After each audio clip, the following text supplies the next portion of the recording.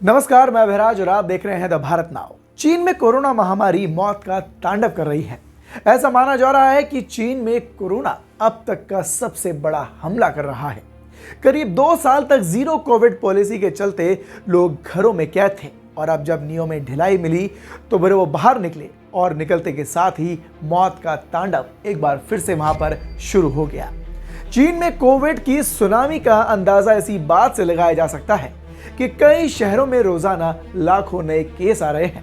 अस्पताल और शमशान घाटों में मरीजों और लाशों का अंबार लगा है। चीन में इस खौफनाक मंजर की वजह है कोरोना का नया वेरिएंट BF.7 का असर। अब सवाल यह है कि क्या कोरोना का ये वेरिएंट यानी कि BF.7 भारत में भी असर डालेगा। इसे लेकर भारतीयों में डर का माहौल है। तो आइए आपकी इस उलझन को और डर को ताजा मिली जानकारी से थोड़ा कम कर देते हैं। कोरोना महामारी को लेकर बेपरवाह शी जिनपिंग सरकार के कारस्तान का आलम यह है कि आज करीब हर शहर में रोजाना लाखों केस आ रहे हैं। BF.7 वेरिएंट इतनी तबाही मचा रहा है कि लाशों के बीच मरीजों का इलाज किया जा रहा है। शमशान घाट में अंतिम संस्कार और अस्पतालों में मरीजों का इलाज में काफी ज्यादा वक्त लग रहा है और उनको वेटिंग का सामना करना पड़ रहा है। काफी वक्त तक इंतजार करना पड़ रहा है। इस बीच CSIR यानी कि centre for cellular and molecular biology की तरफ से एक रिपोर्ट सामने आई है, जिसके मुताबिक भारत में इस नए वेरिएंट के लिए लोगों में इम्यूनिटी पहले से मौजूद है। यानी कि इस रिपोर्ट के मुताबिक भारत में कोविड की स्थिति चीन की तरह नहीं होगी। लेकिन चीन में जिस तरह आपको बता दें कि नए वेरिएंट ने तबाही मचाई है, वो भारत के लिए चिंताजनक नहीं है। यानी कि यहां पर उसका इतना असर नहीं होगा। आपको बता दें कि CSIR के एक बड़े अधिकारी ने कहा है कि भारत के लोग पहले ही इस वेरिएंट के स्पाइक को अपने शरीर पर झेल चुके हैं। यानी कि उनका शरीर उसके खिलाफ इम्यूनिटी डेवलप कर चुका है। यहाँ के लोगों में इस वेरिएंट के खिलाफ इम्यूनिटी पैदा हो चुकी है, इसलिए भारत के लोगों में इसका ज्यादा असर नहीं होगा और अगर हुआ तो उम्मीद है कि नुकसान ज्यादा नहीं होगा।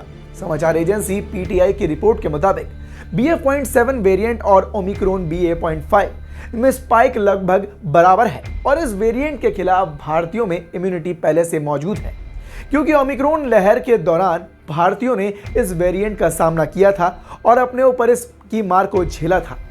चीन में ताज़ा कोरोना की लहर के बीच भारत में BF.7 वेरिएंट से संक्रमित 4 लोग पाए गए थे, लेकिन अब वो ठीक हो चुके हैं और इसके अलावा संक्रमण की गंभीरता उतनी नहीं दिख रही जितना डेल्टा के दौरान थी। इस बीच आपको यह भी बता दें कि बिहार के गया में 5 लोग कोरोना संक्रमित पाए गए। हालांकि इन 5 में से कोई भी भारत का रहने वाला नहीं था। इनमें से 3 लोग इंग्लैंड के थे तो 2 लोग म्यांमार के रहने वाले बताए जा रहे हैं।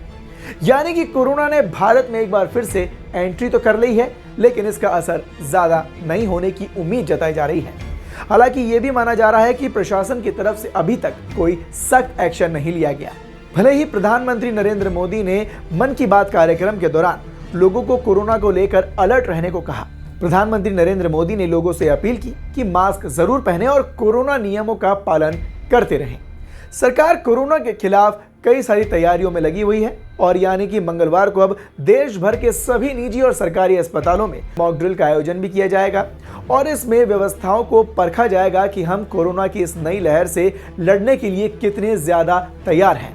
वहीं अब दूसरी तरफ भारत में अब तेजी से विदेशी यात्राओं के आने पर भी रोक लगाए जाने की मांग तेज हो गई है, क्योंकि कहीं ऐसा ना हो कि खतरे को कम आंककर उसे कम समझकर सरकार कहीं दूसरे बड़े खतरे को आमंत्रित कर दे। खैर, फिलहाल स्थिति काबू में है, लेकिन आप बेपरवाह होकर लापरवाही ना बरतें और नियमों का नियमित रूप से पालन करें। मास्क पहने और सोशल डिस्टेंसिंग का पालन करते हुए भीड़ भाड़ वाले इलाकों में जाने से बचें और देखते रहें द भारत नाउ। धन्यवाद।